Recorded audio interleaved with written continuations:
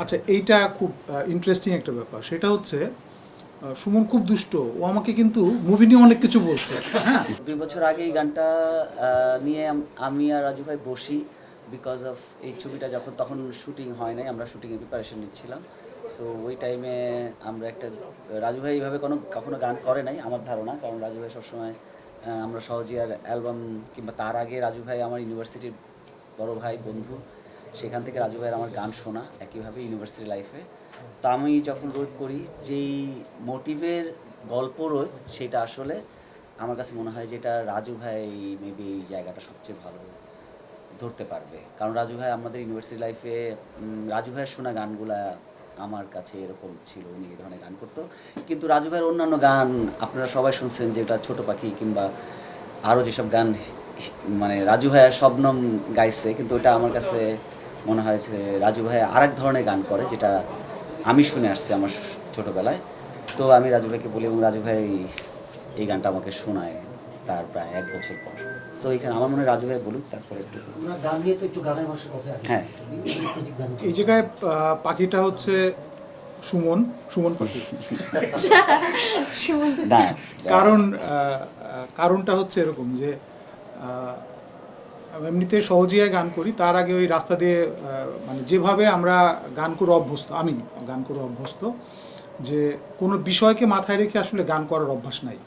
হ্যাঁ, সো যখন যেভাবে মনে চায় বা আই ডোন্ট নো কীভাবে হয়, কখনো সুর কখনো শব্দ মাথায় আসে, গান করি। কী নিয়ে গান করব সেটাও আসলে ডিসাইড করা থাকে না। কিন্তু সুমন যখন আমাকে বলল যে এরকম কিছু একটা করা যায় কি না, ওর কেন মাথায় আসছে সেটা ও অলরেডি এক্সপ্লেন করছে। বাট ও যখন বললো আমাকে, তখন আমি তো মানে এটা অভ্যস্ত না। সো ওই রুমটার মধ্যে আমি বললাম, সুমন এটা আসলে আমি পারবো কিনা আমি জানি না, বা এই তো আমি কখনো কাজ করি নাই। বাট ও আমাকে সাহস দিল যে ঠিক আছে, কাজ আপনি করেন বা না করেন কোনো অসুবিধা নাই।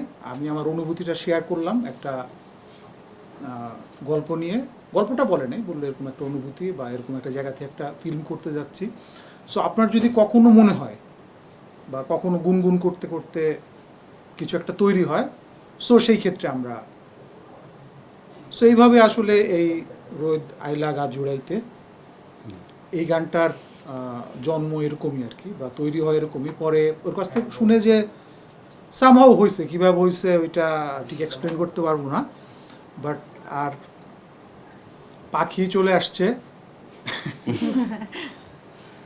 আচ্ছা, এইটা খুব ইন্টারেস্টিং একটা ব্যাপার। সেটা হচ্ছে সুমন খুব দুষ্ট। ও আমাকে কিন্তু মুভি নিয়ে অনেক কিছু বলছে। হ্যাঁ, আমার নানা বাড়ি এরকম দরজা, হ্যাঁ এরকম ঘর, হ্যাঁ আমি ছোটোবেলায় এরকম নানা বাড়ি এসে থাকতো, অনেক কিছু বলছে, কিন্তু গল্পটা কিন্তু বলে নাই। সব বলছে কিন্তু গল্প বলে নাই। কিন্তু ও শুধু বলছে যে আমার নানা বাড়ি, আমার অনেক স্মৃতি, এরকম এরকম এরকম। আমি না, আপনাকে অনুভূতিগুলো বলছি। অনুভূতি, হ্যাঁ আমি তো সেই স্মৃতি বা অনুভূতি বলছে। আর ইন্টারেস্টিং ব্যাপার হচ্ছে ওর নানা বাড়ি এবং আমার নানা বাড়ি, আমার জন্ম আমার নানা বাড়িতে একদম কাছাকাছি, ফরিদপুরে আমার নানা বাড়ি। সো আমি সামহাও কানেক্ট করতে পারছি, আমার জন্য এটা খুব ইজি হয়েছে যে আমি ওই ল্যান্ডস্কেপটা, বিশেষ করে ও যখন রোহিত শব্দটা উচ্চারণ করছে, রোদ না কিন্তু রোহিত, আমি কানেক্ট করতে পারছি, কারণ আমিও তো ছোটোবেলাতে রোহিত কই। সো গল্পটা আসলে আমার জানা ছিল না, এখনও আমি পুরোপুরি জানি না, মুভিটা দেখি নাই আসলে, এখনও দেখি নাই। সো কতটুকু গল্পকে কানেক্ট করছে আমি এখনও কনফার্ম না, বাট যেটুকু দেখছি ট্রেইলারে বা টুকটাক, তাতে আমার কাছে এটা খুব কোইন্সিডেন্ট বা খুব ইন্টারেস্টিং লাগছে যে সুমনও বলছে যে আসলে এটা কিভাবে কানেক্ট করলো আমি নিজেও জানি না আসলে।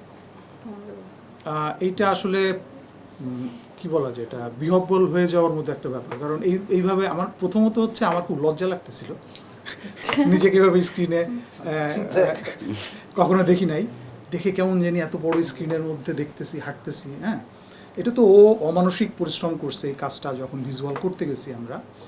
তো সেটা আসলে অনেকগুলো অনুভূতি একসঙ্গে, একটু লজ্জা লাগতেছে, আবার এটা কেমন হলো, এরকম হয়, বা খুব সুন্দর লাগতেছে, এরকম এরকম আর কি, অনেকগুলো অনুভূতি কাজ করতেছে।